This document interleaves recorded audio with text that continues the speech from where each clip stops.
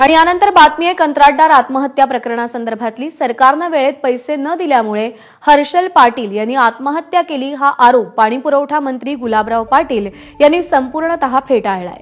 या अभियंत्याच्या नावावर कोणतेही काम नाही, कोणतेही बिल पेंडिंग नाही। एखाद्या वेळेस त्याने हे काम घेतलं असावं, मात्र या बिलाची कुठेही नोंद नाही, अशी प्रतिक्रिया मंत्री गुलाबराव पाटील यांनी दिलेली आहे।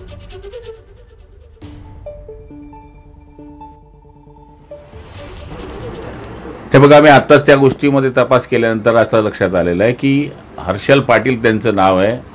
तांदळी तालुका वाळवा इथल्या बाबतीमध्ये ही बातमी आलेली आहे, पण त्यांच्या नावावर कुठलंच काम नाही, त्या योजनेवर कुठलंच बिल पेंडिंग नाही।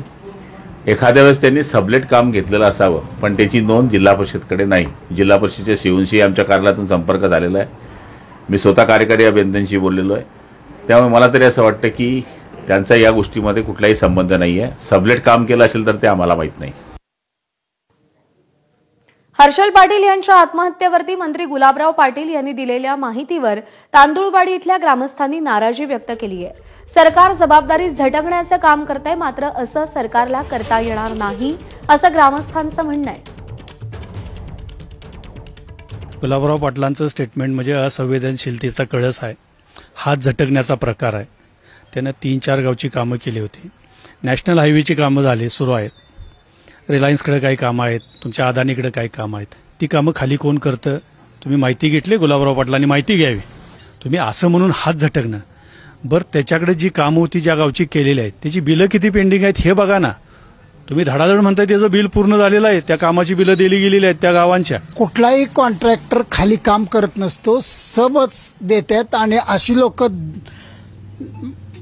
त्यांना मातीत मिळवण्याचं काम ही लोक करत असतात की त्यांची बिलं बुडवत असतात, त्यांना वेळेवर पेमेंट करत नसतात, देत नसतात।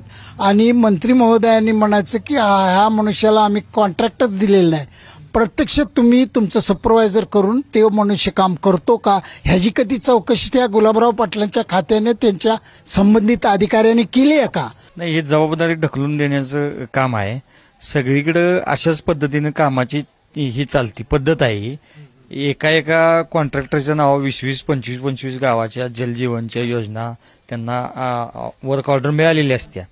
प्रत्यक्षात काय सगळी कामं ती स्वतः करू शकत नाहीत, मग अशी सबमध्ये कामं दिलेली असतात। लहान मुलापासून वयोवृद्धापर्यंत कोणाला जरी विचारलं की जलजीवनचं काम कुणी केलं, हर्षल पाटील इंजिनियर साहेबांनीच केलं म्हणून सांगणार। आम्हाला गावाला काय माहित नाही, महाराष्ट्र शासनानं काम कुणाला दिलं। आणि मंत्री महोदयांनी हात झटकणे म्हणजे ही अत्यंत दुर्दैवाची गोष्ट आहे। आणि हे जे सुशिक्षित बेरोजगार आहेत त्यांना तुम्ही नोकऱ्या द्या ना। मग ही आता मग काय करायचं? तुम्ही सब कंत्राट घ्यायचं नाही, हे करायचं नाही, ते करायचं नाही, मग नोकऱ्या तर द्या ना, आत्महत्या गुन्ह्याच्या बंद होतील। दरम्यान या सगळ्या संदर्भात राजकीय वर्तुळातून संताप व्यक्त करण्यात आलाय। महाविकास आघाडीच्या नेत्यांनी काय प्रतिक्रिया दिल्या त्याही आपण पाहूया। हर्षल पाटीलची आत्महत्या हा सदोष मनुष्यवध आहे, हा सदोष मनुष्यवध आहे।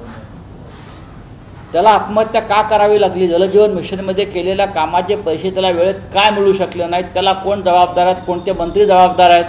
कोणते अधिकारी जबाबदार आहेत? त्यांच्यावर सदोष मनुष्यवधाचा गुन्हा हे दाखल करणार आहेत का? त्यांना खरोखर न्याय द्यायचा असेल, 1,40,00,000 तुमच्याकडे नाही सरकारच्या खात्यामध्ये, ठेकेदारांची 80,000 कोटीची बिलं थकली आहेत। अनेक ठेकेदारांनी आत्महत्या केल्या, मुख्यमंत्र्यांच्या गाडीसमोर जाळून घेण्याचा प्रयत्न केला आणि काल या तरुण हर्षल पाटीलने आत्महत्या केली। वारे माप टेंडर काढली, मार्च 2024 पर्यंतच केंद्र सरकारची जलजीवन मिशन योजना होणार होती, तरी सुद्धा 9,500 कोटी रुपयाची देणी कॉन्ट्रॅक्टर लोकांची या सरकारने या मंत्र्यांनी शिल्लक ठेवली। मात्र प्रत्येक टेंडर हे 10%, 15% अबाव रेटने घेतलं आणि त्या प्रमाणामध्ये टक्केवारी वसूल झाली। टेंडर निघाली, वर्क ऑर्डर दिल्या, टक्केवाऱ्या वसूल झाल्या, कामं झाली नाहीत। आता कामं झाली नाहीत म्हणून सगळे हात वर करून मोकळे आहेत आणि म्हणून हा प्रचंड भ्रष्टाचार आहे याच्यामध्ये। आणि म्हणून अशा तरुणांना आत्महत्या करायला लागतायत, हे दुर्दैव आहे। व्याज भरता भरता मेटाकुटीला येऊन या तरुण पोरानं काल रोजी आत्महत्या केली. खरं तर महाराष्ट्राच्या मुख्यमंत्र्यांना लाज वाटली पाहिजे. एक तरुणाबांड तरुण होतकरू इंजिनियर सरकारच्या या धोरणामुळे आणि त्याची बिलं मिळत नाहीत म्हणून त्यानं आत्महत्या केली. देवेंद्रजी, हा महाराष्ट्र आणि त्या महाराष्ट्रामध्ये केवळ शेतकरीच आत्महत्या करत नाहीत की आमची शेतकऱ्यांची तरुण पोरं जी नवीन ठेकेदार व्हायला आहेत तीही आत्महत्या करायला आहेत. तुम्हाला पाप लागल्याशिवाय राहणार नाही.